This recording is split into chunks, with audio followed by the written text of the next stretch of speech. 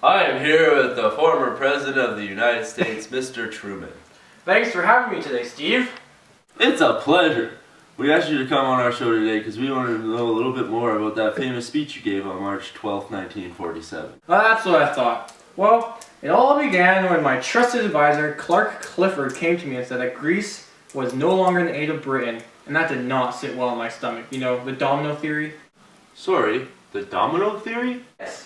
It is a theory that when one country falls into communism, all the nearby countries will follow.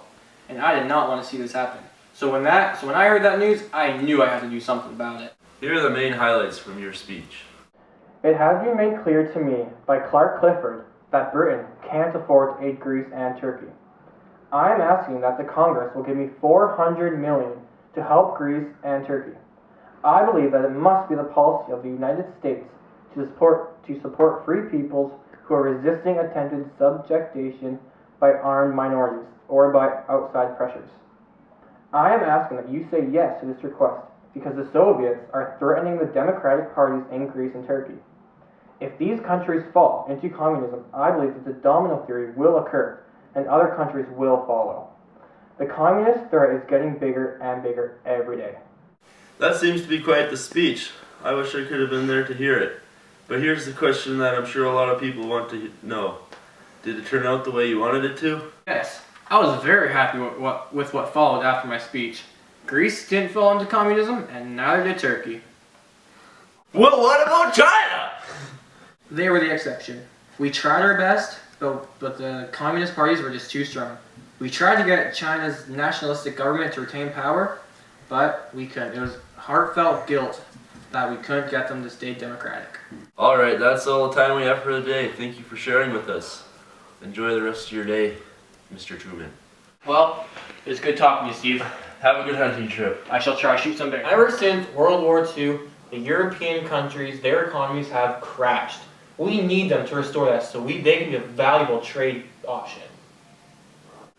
If we do not do something soon, communism will take over and swoop in, which will be devastating to our cause. We received requests from 17 different countries for trade, and if we help them, trade will become useful, and then their economies will grow, and communism will look less appealing.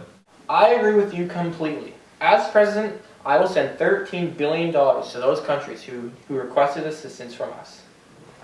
All the money we are sending will have a major influence all over Europe. We don't want communism to look appealing to anybody. So we need all the democratic countries to look economically strong. When we give this money, nobody will look twice at communism. Alright, Marshall, you're the man. Get to it.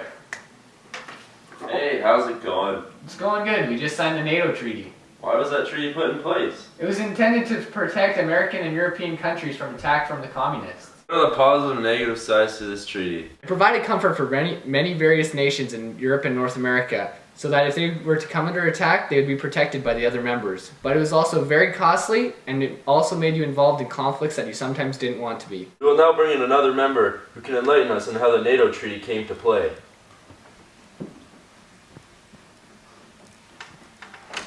Up top! Hey, how's it going? It's nice for you to join us here on the show. Yes, it's a pleasure. How did this all come to be? Why did the NATO treaty need to be made?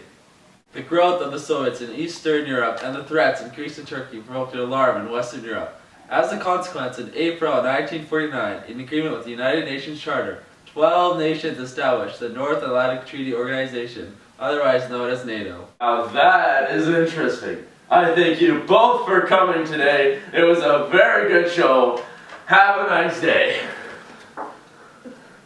Up top, my homeboy.